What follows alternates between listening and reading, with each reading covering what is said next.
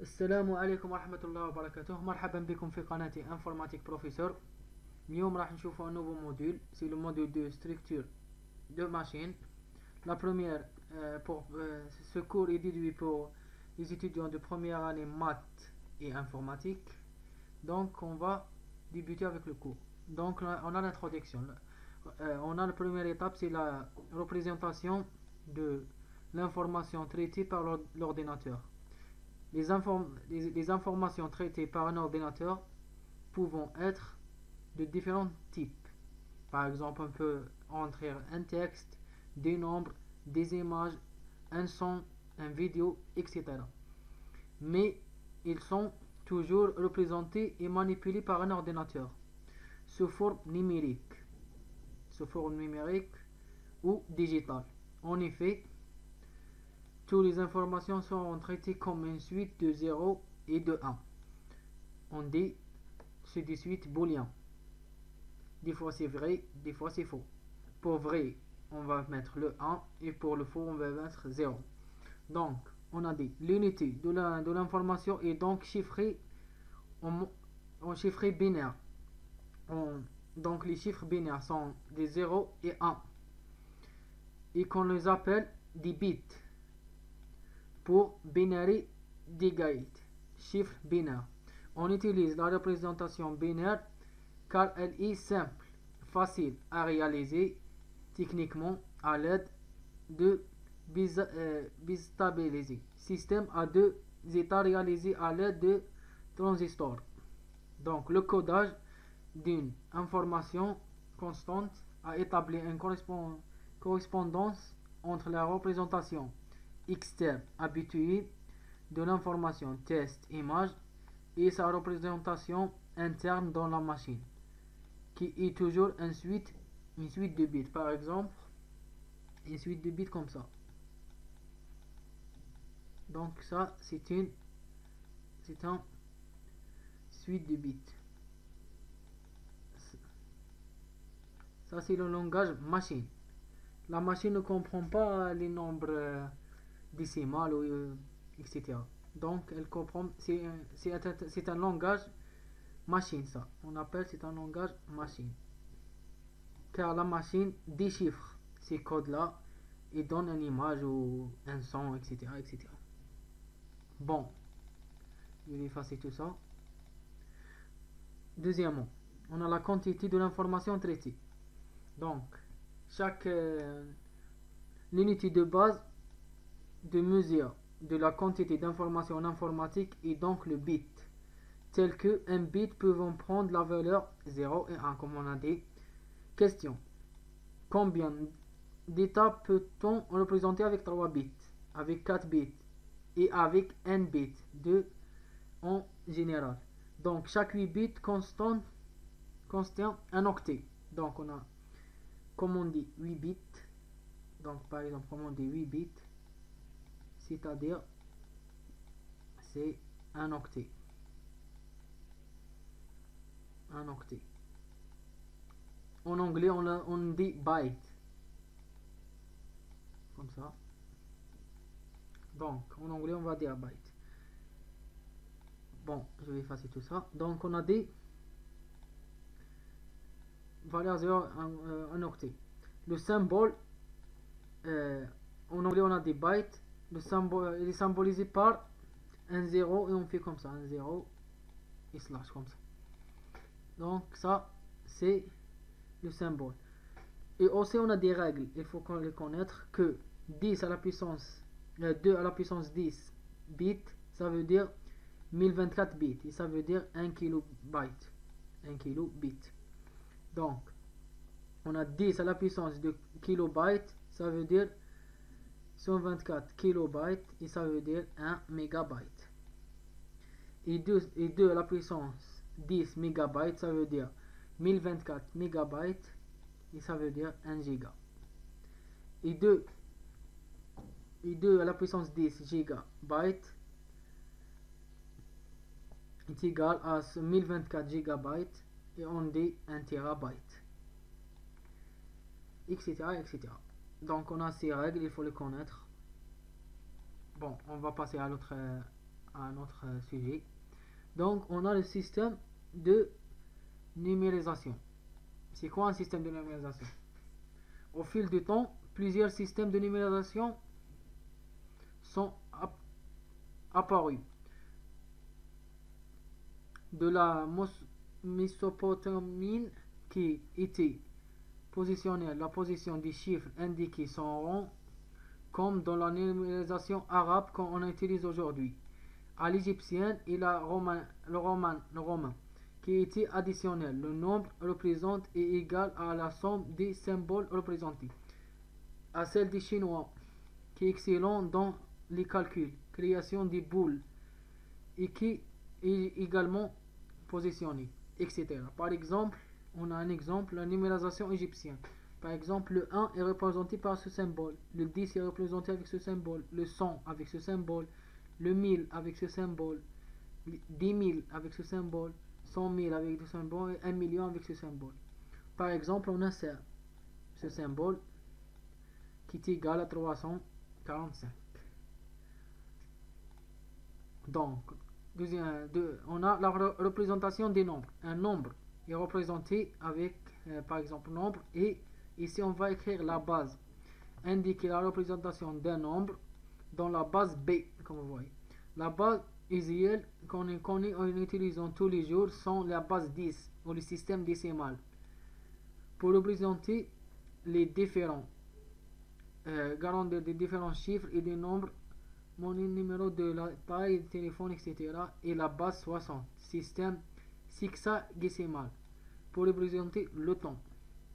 Comment un nombre est représenté dans un base B? Premièrement, si B est inférieur ou égal à 10, on utilise simplement les chiffres de 0 jusqu'à B-1. Par exemple, la base 8 ou le système octal. On l'appelle le système octal. N'importe quel nombre sera la combinaison des chiffres appartient à l'ensemble 0 et 7, car on a D entre 0 et B-1. Ici, le B c'est 8, donc 8 moins 1, c'est 7. Donc on peut écrire de 0 jusqu'à 7. Deuxièmement, si B est plus grand que 10, on utilise simplement les chiffres de 0 à 9. Ensuite, des lettres dans l'ordre alphabétique. Par exemple, on a la base 16. N'importe quel nombre sera combiné de symboles appartient à l'ensemble. Par exemple, du 0 jusqu'à 9. Après, on a une suite d'alphabétique jusqu'à FA. Donc, 0 jusqu'à 9, 9 nombres, 10e nombre, 11e, 2e, 13e, 14e, 16, 15. Ok? Bon. Comment un nombre est représenté dans une base? C, B est inférieur ou égal à moins, on utilise le symbole des chiffres de 0 à B-1, donc c'est la même.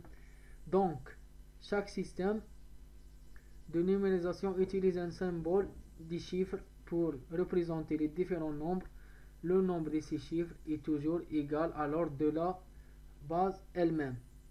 Autrement dit, la base du système de numérisation est égale aux cardinalités des symboles utilisés dans cette base. Bon, on a un autre exemple, c'est le binaire. C'est ça qu'on va utiliser dans les structures de machine. La base binaire ou la base 2. C'est un système en base de l'ensemble des symboles, c'est 0 et 1. Donc la base de système binaire. En octal, la base système octal est égale à 8, ensemble des symboles de 0 jusqu'à 7 du système octal. Un nombre de 1 chiffre, symbole et ensuite AI. Et I, elle est plus petite ou égale à 0 et elle est plus grande ou égale à 0 et elle est plus petite n est égale à moins 1. Tel que A0 est le terme du poids faible et AN-1 est le terme du poids fort, soit le mot binaire suivant de 8 bits. Comme vous voyez, des 1 et des 0, ça on appelle un système binaire. Donc on a 1. Donc on a sur notre gauche, c'est le poids fort, comme vous voyez, c'est un poids fort. Et on a dans notre droit, le poids faible. Donc le système de numérisation que nous intéressons dans le domaine informatique sont le décimal et le binaire et l'octal et l'hexadécimal. Donc on a le système décimal. Le système décimal est celle dans lequel nous avons le plus l'habitude d'écrire. Chaque chiffre peut avoir des valeurs différentes, sont 0 et 1 et 2, 3, 4, 5, 6, 7, 8, 9. Dans ce fait, le système décimal a pour base de 10 la valeur de chaque chiffre dépendant de sa position. C'est-à-dire que c'est une numérisation positionnelle. La position la plus droite exprime l'unité, la position suivante, les dixièmes, ensuite les centimes, etc. Par exemple, si on décompose le nombre suivant, 9745, nous aurons 9 fois 1000 plus 7 fois 100 plus 4 fois 10 plus 5 fois 1. C'est-à-dire 9 fois 10 à la puissance 3 et 7 fois 10 à la puissance 2 et 4 fois 10 fois la puissance 1 plus 5 fois 10 à la puissance 0. Nous remarquons que chaque chiffre de nombre est multiplié par une puissance de 10. Cette puissance représente le poids des chiffres. Par exemple, on a 9745. On a notre poids fort, il est dans notre gauche et le poids faible dans la droite. Donc on a dit le système, on va passer au système octal. Donc on a dit, suivant ce que nous avons cité dans la séquence 2,1, le système octal utilise un système de numérisation ayant comme base 8 octal. Latin octet est égal 8 et utiliser donc 8 symboles de 0 jusqu'à 7. Ainsi, un nombre exprimé en base 8 pourra se présenter de la manière suivante, par exemple 745 la puissance 8. Bon, donc on va aller au système binaire. Donc c'est quoi un système binaire? Comme nous l'avons vu plus haut, dans le système binaire, chaque chiffre ne peut avoir que l'un des deux valeurs, 0 ou 1. De ce fait, le système a pour base 2. Par exemple, représenter des nombres de 0 à 16 en décimal et leur équivalence en binaire. Donc on a dit, ça c'est en décimal, ça c'est en octal et ça c'est en binaire.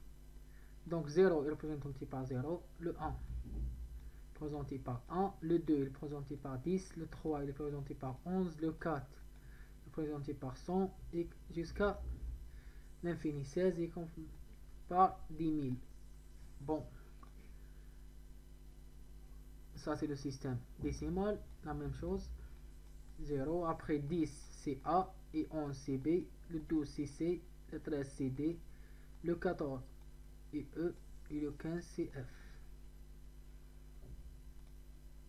Donc la conversion,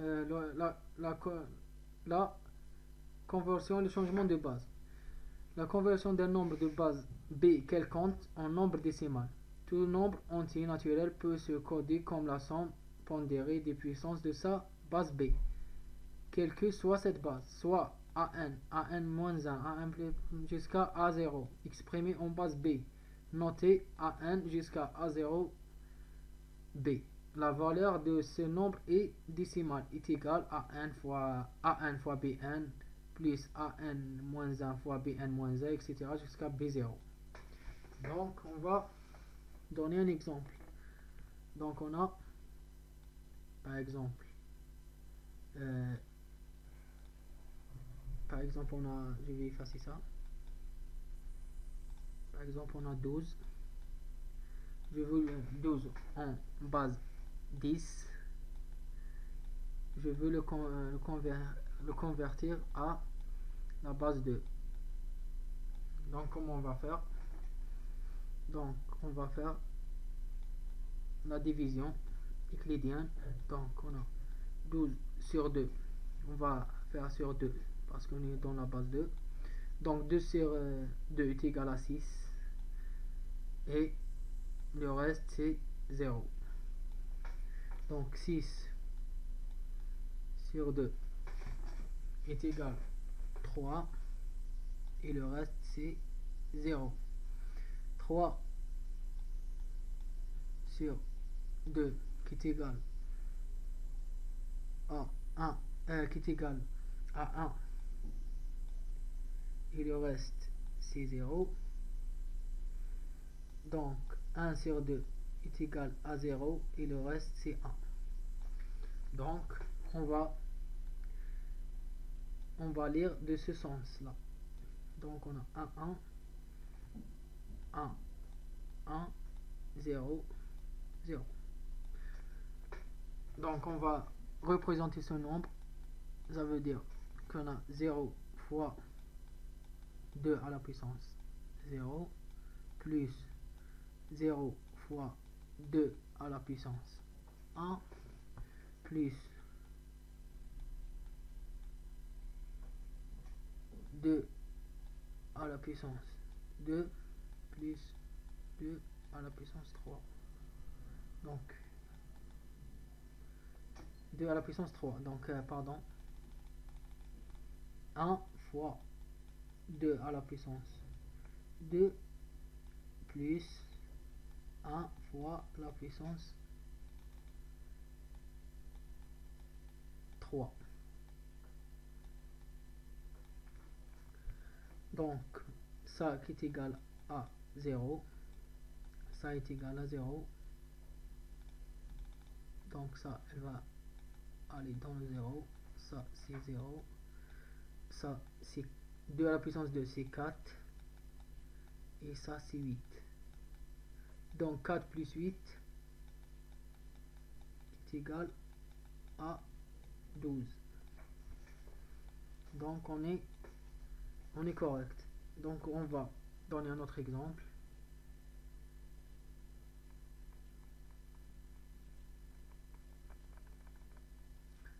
Par exemple, il nous donne par exemple 24 en base 10.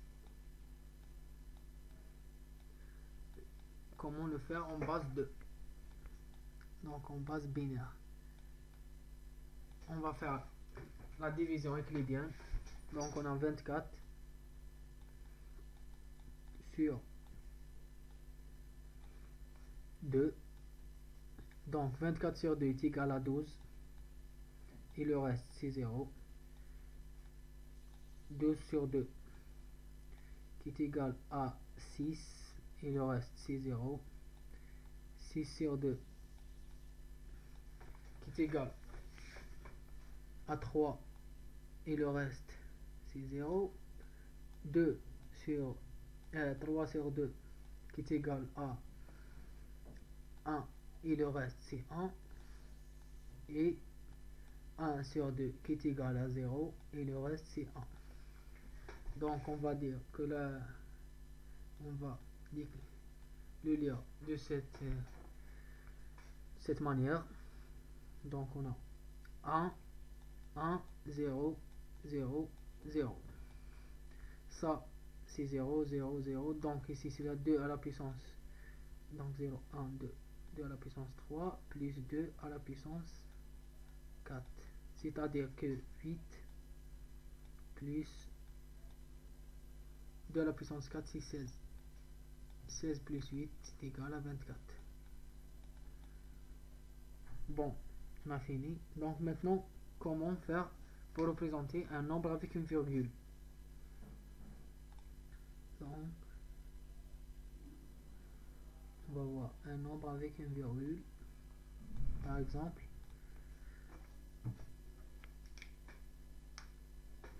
par exemple 25 virgule 25, pardon, virgule 25. Ça c'est en base décimale. On veut le faire dans la base 2. Donc on commence avec la partie entière, c'est 25. Donc on va faire la division.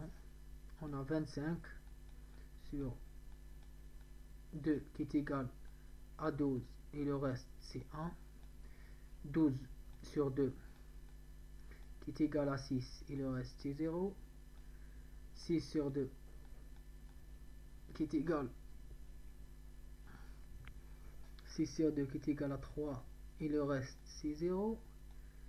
3 sur 2 qui est égal à 1 et le reste c'est 1. 1 sur 2 qui est égal à 1 et le reste c'est 0. Donc nous on s'arrête comme on a le reste est égal à 0. Donc on va faire la flèche. Donc on va le lire comme ça. Donc on va lire ça comme ça. Donc 1, 1, 0, 0, 1. Donc 1, 1, 0, 0, 1. Ça c'est 25. Donc je vais effacer ça.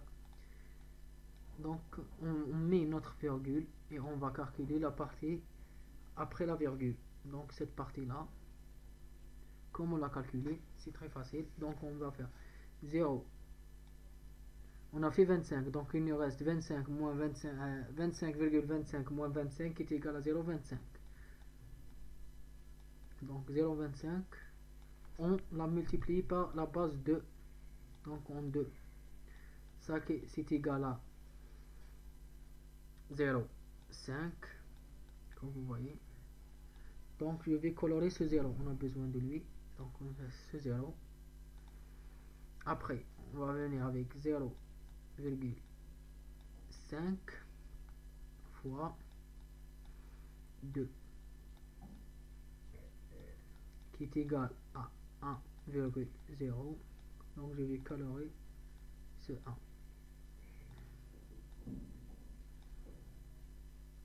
Après on a 0 fois 2 qui est égal à 0. Donc on va colorer ce 0. Donc on a fini. Donc le nombre on va le lire comme ça. Donc 0, 10. Donc on va écrire ici 0, 10.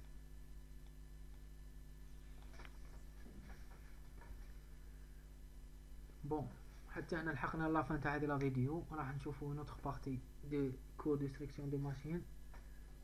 مثلا اذا عجبكم الفيديو ما تنسوا ديروا جيم وتبارطاجيوه مع اصحابكم اللي تكون معهم فائده. وشكرا.